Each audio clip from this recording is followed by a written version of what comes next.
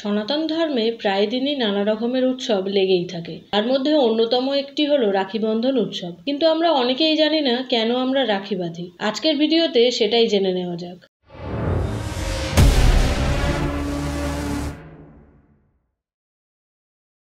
রাখি উৎসব পালন করার পিছনে অনেক পৌরাণিক ঐতিহাসিক কারণ আছে। রাখি মূলত উত্তর ভারতের বহুল প্রচলিত একটি উৎসব। বোনেরা ভাইদের হাতে রাখি পরিয়ে তাদের দীর্ঘায়ু কামনা করে, বদলে ভাই বোনকে আজীবন রক্ষা করার দায়িত্ব নেয়।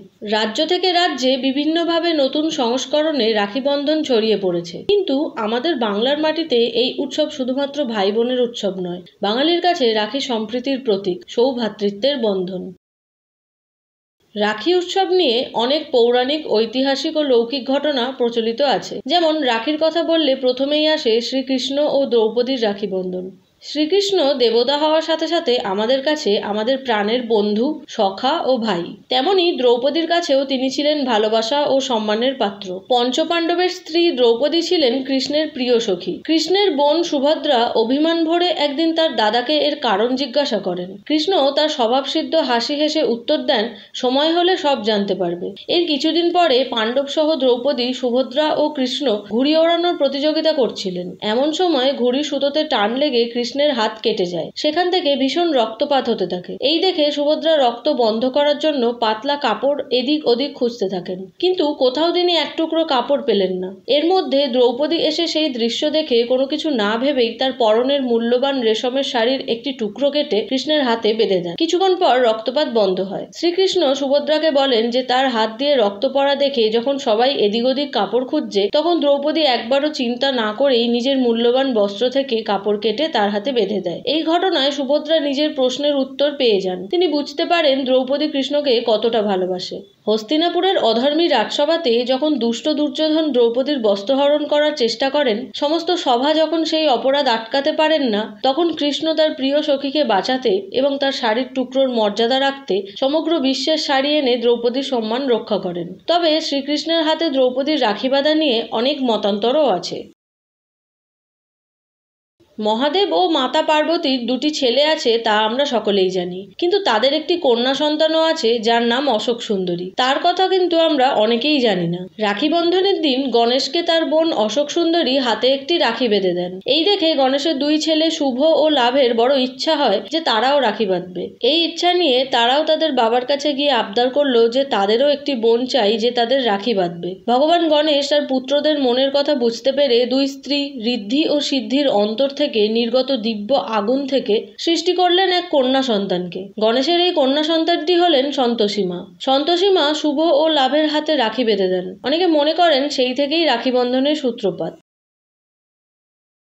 রাখি বন্ধনের উৎসের কথা বলতে গেলে আরও একটি পৌরাণিক কাহিনীর উল্লেখ করতে হয়। এই কাহিনী দৈত্যরাজ বলি ও দেবী লক্ষ্মীর। দৈত্যরাজ বলি ছিলেন ভগবান বিষ্ণুর বড় ভক্ত। একদিন ভগবান বিষ্ণু নিজের বাসস্থান বৈকুণ্ঠ ও দেবী লক্ষ্মীকে ছেড়ে বালি রাজ্য রক্ষা করার জন্য গেলেন। দীর্ঘদিন কেটে যাওয়ার পরও যখন নারায়ণ ফিরলেন না, তখন অস্থির হয়ে দেবী লক্ষ্মী বালি রাজ্য গেলেন তার স্বামীর খোঁজে। তিনি একজন সাধারণ মেয়ের ছদ্মবেশে রাজা বলির কাছে গেলেন এবং রাজাকে জানালেন যে তার স্বামী নিখোঁজ। তাকে খুঁজতেই তিনি এই রাজ্যে এসেছেন।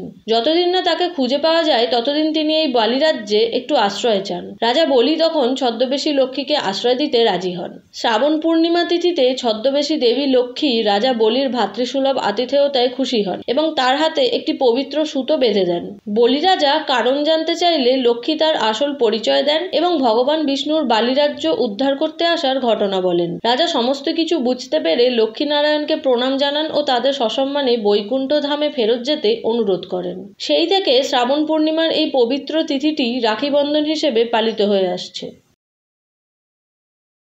রাখি বন্ধনের অনেক পৌরাণিক কাহিনী তো আপনারা দেখলেন, এবার চলুন দেখে নিই এর কিছু ঐতিহাসিক কাহিনী। ইতিহাসের পাতা ঘাটলে দেখা যাবে মুঘল আমলের রাখি বন্ধন। রানী কর্ণাবতীর স্বামী রানা সঙ্গা যুদ্ধে নিহত হলে রাজ্যের সমস্ত দায়িত্ব এসে পড়ে রানীর ওপর। এই সময় মেওয়াড়, চিত্তোর ইত্যাদি জায়গায় মুসলিম রাজাদের আক্রমণ অনেক বেড়ে যায়। একদিন রানী কর্ণাবতী খবর পান গুজরাটের বাহাদুর শাহ চিত্তোর আক্রমণ করতে চলেছেন। রানী তখন কোনো উপায় না পেয়ে মুঘল বাদশাহ হুমায়ুনকে রাখি পাঠিয়ে সাহায্যের জন্য প্রার্থনা করেন। হুমায়ুন তখন বাংলা অভিযানে গিয়েছিলেন। রাখি পেয়ে তিনি তার অভিযান ছেড়ে চিত্তরের উদ্দেশ্যে রওনা হলেন। ওইদিকে বাহাদুর শাহ চিত্তর আক্রমণ করে দেন। হুমায়ুন চিত্তর পৌঁছানোর আগেই বাহাদুর শাহের আক্রমণে রানী কর্ণাবতী ও রাজ্যের অন্যান্য নারীরা বিশাল অগ্নিকুণ্ডে ঝাঁপ দিয়ে প্রাণ ত্যাগ করেন। হুমায়ুন যখন পৌঁছান তিনি সেখানে ধ্বংস ছাড়া আর কিছুই দেখতে পান না। ঠিক সময় পৌঁছতে না পারার জন্য তার নিজের প্রতি প্রবল অনুশোচনা হয়। পরে তিনি এর বদলা নিতে বাহাদুর শাহকে পরাজিত করেন এবং রানী কর্ণাবতীর পুত্র বিক্রমাদিত্যকে চিত্তরের মহারানা রূপে নিয়োগ করেন। তবে সমসাময়িক ঐতিহাসিকেরা রাখি পাঠানোর এই ঘটনার সত্যতার ব্যাপারে সন্দেহ প্রকাশ করেন। রাখি নিয়ে অনেক কাহিনী থাকলেও এই স্বাধীন ভারতবর্ষ তথা বঙ্গদেশে রাখি চিরকাল সম্প্রীতির প্রতীক হিসেবেই চিহ্নিত। তখন ভারতে ইংরেজদের শাসন, ইস্ট ইন্ডিয়া কোম্পানির অত্যাচারে ভারতবাসী তখন অতিষ্ঠ হয়ে উঠেছিল।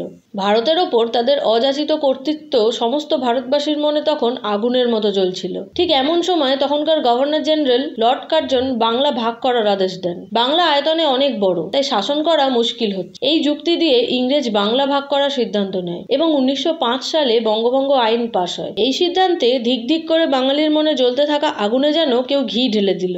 সমস্ত বাংলার মানুষ একসাথে এর প্রতিবাদে রাস্তায় নামলো। ইংরেজদের সব জিনিস আগুনে পুড়িয়ে দেওয়া হলো। দিকে দিকে দাঙ্গা চালু হলো। সাধারণ মানুষের সাথে পুলিশের সে এক তুমুল যুদ্ধ শুরু হলো। বাংলার মানুষ, মা বোনেরা এক হয়ে তখন ইংরেজদের বিরুদ্ধে রাস্তায় নেমে প্রতিবাদ শুরু করে। রবীন্দ্রনাথ ঠাকুর এই সময় বঙ্গভঙ্গের বিরুদ্ধে সকলকে একসাথে নিয়ে রাখি বন্ধন উৎসব পালনের ডাক দেন। দিকে দিকে বিলি করা হয় প্রচারপত্র। 1905 সালের 16ই অক্টোবর বাংলার 30শে আশ্বিন বাঙালির ঐক্যবন্ধনের দিন ঘোষিত হয়েছিল। হিন্দু ও মুসলিম ভাইয়েরা একে অপরের হাতে রাখি বেঁধে এই আইনের বিরোধিতা করেন। প্রচণ্ড গণ আন্দোলনের কারণে বাধ্য হয়ে 1911 সালে কিং জর্জ পঞ্চম বঙ্গভঙ্গ রদ করেন।